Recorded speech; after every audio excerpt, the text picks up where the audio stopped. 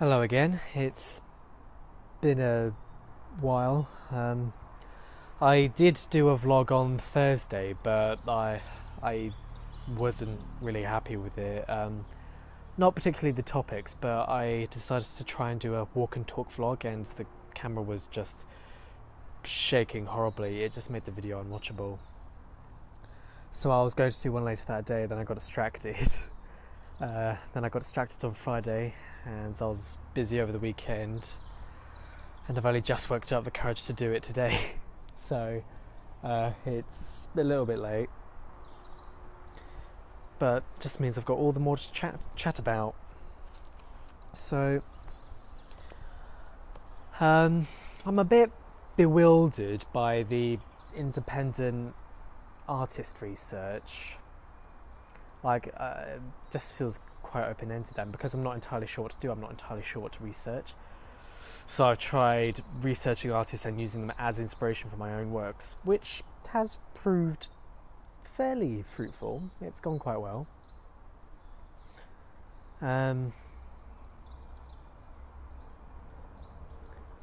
I've started a series of illustrative image things called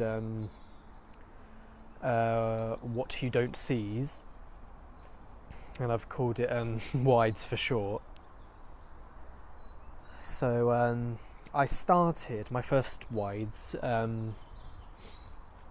last Thursday, and I've just finished my second one, and I quite like the look of both of them. The first one is meant to illustrate sort of anxiety and my claustrophobia, so my fear of tight spaces, and my claustrophobia leads to anxiety, like it's cause of anxiety, but my anxiety feels the same as other anxiety. So if I'm feeling anxious, I'll feel the same sort of anxiety as I feel when I get claustrophobic. So the best solution is like leave the room, get space. Talking about it makes me feel a bit anxious. It's just funny. Just talking about things makes them happen. Self-fulfilling prophecies and all that. So I might notice the change of venue. I was lazy and couldn't be bothered to go to the castle, so I'm doing it in the garden. Since I don't know, I prefer doing these in enclosed open spaces, knowing no one I know can hear, because it's quite difficult for my mum to spy on me whilst I'm in the garden. But yeah.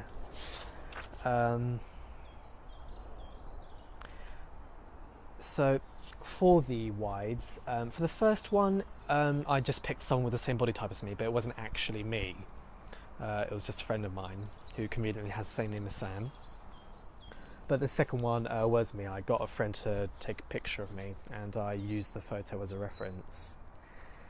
Because the whole point of the piece is that they're quite autobiographical. They help illustrate the feelings, because feelings are complicated things. You can't always describe them with words. It's often more complicated than, oh, I felt this. It's more like I felt 20% this, 40% this, 10% this, 20% this. Yeah, that adds up. But yeah, this weekend wasn't as productive as I'd liked. I'd probably times because this weekend I just hung out at a friend's house. I had planned it about a month in advance, but looking back, it wasn't the most well-timed excursion. I would have much rather that I waited during Easter or something, where I had a firmer grasp on what I wanted to do. Because instead of shutting off for 2 days, even if I never did any active work, at least I would have still been brainstorming in the back of my head, as opposed to just not doing anything, and now sort of instead of starting from where I left off, starting at a little bit of a disadvantage because I can't remember any of the ideas I've been having. I do have an audio log though from when I was having a chat with Jessie, and I've got a fair few good notes in here, so I do have an idea of what I want to do. It's just working up the motivation to do it. I'm always lazy after a break, which is why I don't know, it's quite weird because normally people come back from like short-term holidays or whatever feeling refreshed and ready to work. Me, I struggle to turn the work switch back on. It's much easier to just stay in work mode than work hard, break, work hard. Which is why, although my timetable doesn't really reflect that because it's just a lot shorter term, is what I mean. It's probably best I do a constant stream of like little bit work. Like I constantly work a little bit rather than I do a lot of work, have a long break, a lot of work, have a long break. Which isn't the same for everyone. Another person in my class, Lou, she does exactly that and her work's amazing. But then again, everyone's work's really good. I feel like I have the potential for really good artwork. Like I always imagine really good art in my head, and I feel like, you know, I could draw it, but actually looking back at my work, I haven't drawn any of it yet. But which is something I desperately want to change for my final major project. I want to, like I've been just barely doing passes, and for this term I really would quite like a distinction. So I haven't done much work today. I just keep getting distracted. Yeah, weird personal issue sprung up, and I don't really want to dedicate time to fixing it, honestly. So instead I, after a while, decided to do work and stuff. I get distracted by real life issues far too easily. Although it's not even real life. Well, it is real life. But so is work. But yeah, so that's my weekend. Most of it I was talking about was today. Before I finish off the day, I'm gonna check out more artistry. Got my new sketchbook, which is fun. I'll be able to work on that tomorrow. So tomorrow, Tuesday, we have Jessie in the morning. So what I'm going to try and do artist research for. I'd already looked at Anthony Gormley, but I'm going to print off the Sean Koss artist study I did.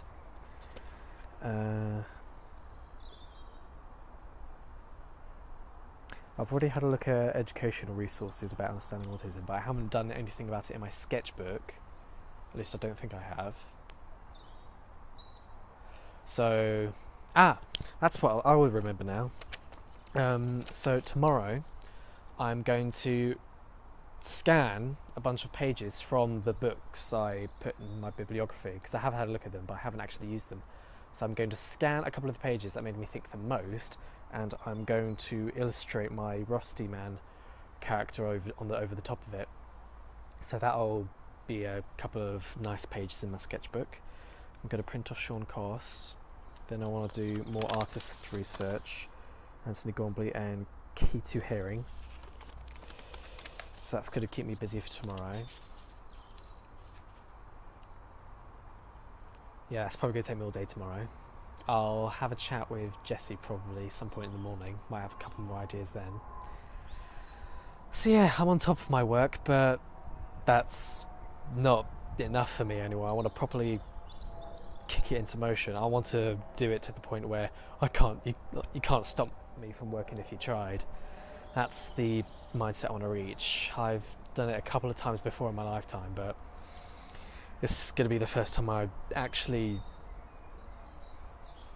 just really want to do it. I'm sick of my brain giving me excuses that in my brain are justified, but as soon as I talk to anyone else about it, it makes no sense.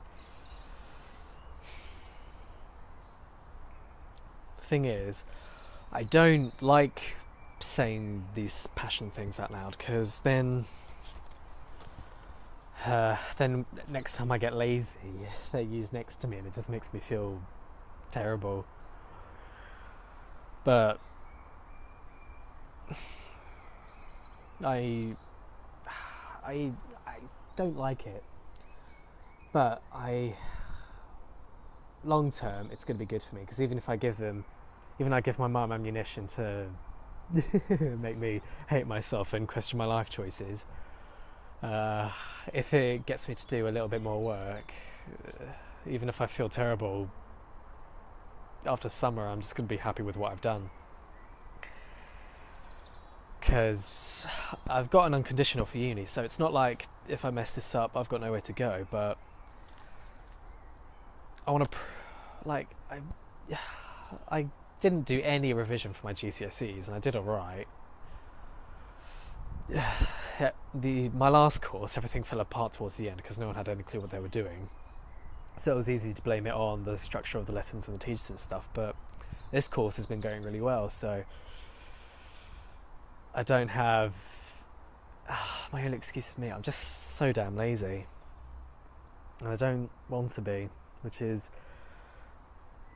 just the main source of anxiety and self-hate I have. But I don't know. It's just a different mindset that I can't will out.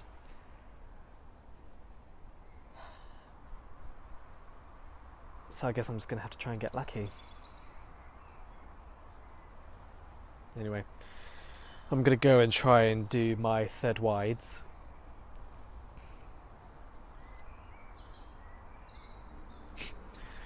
Alright, see ya.